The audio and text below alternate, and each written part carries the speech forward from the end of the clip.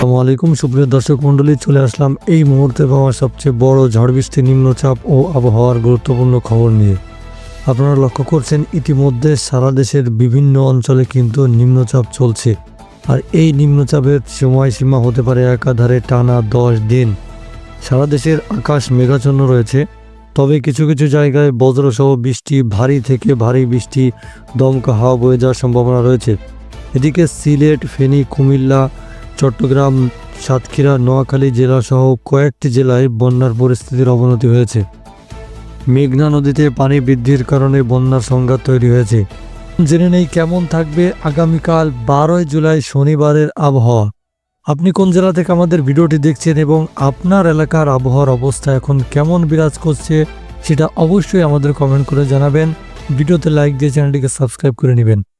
আবারও আবহাওয়া অধিদপ্তর দিয়েছে এক বড় দুঃসংবাদ, 5 বিভাগে ভারী বর্ষণের আভাস।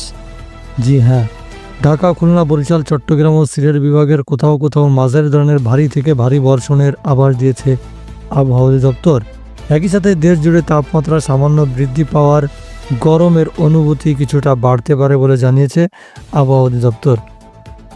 আজ শুক্রবার 9টা থেকে পরবর্তী 120 ঘন্টার আবহাওয়ার পূর্বাভাসে তথ্য জানিয়েছে সংস্থাটি। আবহাওয়ার সিনপটিক অবস্থা সম্পর্কে বলা হয়েছে, মৌসুমী বায়ুর অক্ষের বর্ধিতাংশ রাজস্থান, উত্তরপ্রদেশ, বিহার ও পশ্চিমবঙ্গ, বাংলাদেশের মধ্যাঞ্চল হয়ে আসাম পর্যন্ত বিস্তৃত রয়েছে।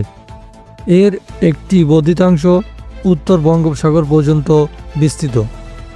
মৌসুমী বায়ু বাংলাদেশের উপর মোটামুটি সক্রিয় এবং বঙ্গোপসাগরে মাঝারি অবস্থায় রয়েছে। আর আগামী 24 ঘন্টায় রাজশাহী, ঢাকা, খুলনা, বরিশাল, চট্টগ্রাম ও সিলেট বিভাগের কিছু কিছু জায়গায় এবং রংপুর ও ময়মনসিংহ বিভাগের 2-1 জায়গায় অস্থায়ীভাবে দমকা হাওয়া সহ হালকা থেকে মাঝারি ধরনের বৃষ্টি বা বজ্রসহ বৃষ্টি হতে পারে। সেই সাথে সারা দেশে দিন এবং রাতের তাপমাত্রা সামান্য বাড়তে পারে। শনিবার খুলনা, বরিশাল, চট্টগ্রাম ও সিলেট বিভাগে অনেক জায়গায় এবং রংপুর, রাজশাহী, ময়মনসিংহ ও ঢাকায় কিছু কিছু জায়গায় দমকা হাওয়া সহ বৃষ্টিপাত হতে পারে। কোথাও কোথাও ভারী থেকে ভারী বর্ষণ হতে পারে বলে জানিয়েছে সংস্থাটি। একই সাথে দিন এবং রাতের তাপমাত্রা সামান্য বাড়তে পারে। তো এই ছিল সর্বশেষ আবহাওয়ার খবর। পরবর্তী আপডেট জানতে আমাদের সঙ্গেই থাকবেন। ধন্যবাদ ভিডিওটি দেখার জন্য।